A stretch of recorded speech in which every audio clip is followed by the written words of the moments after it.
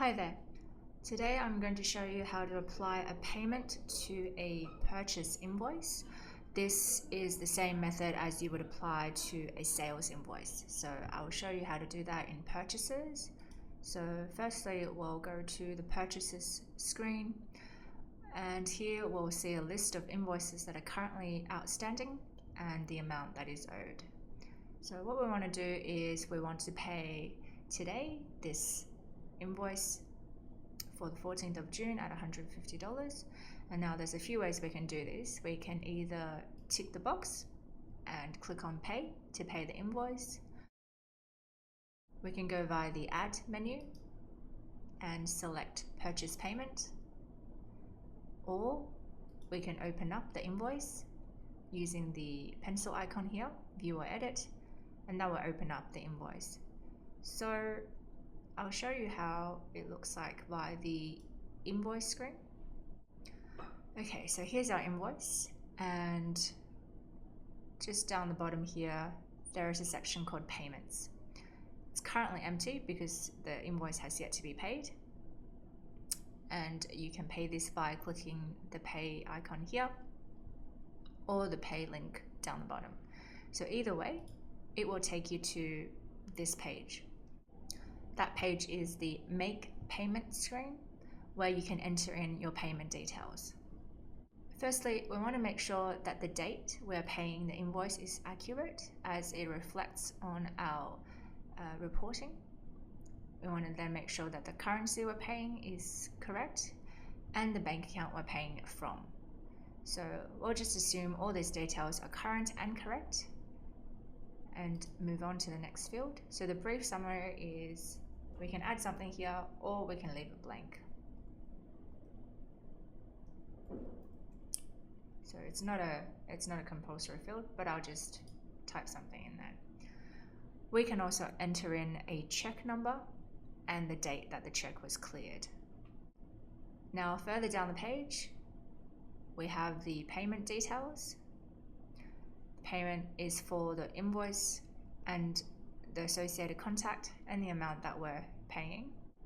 If we're making a partial payment, we can simply edit and that will be reflected. For this example, we'll be paying the full amount. Okay, and once we hit save, we will receive a confirmation that this payment has been saved.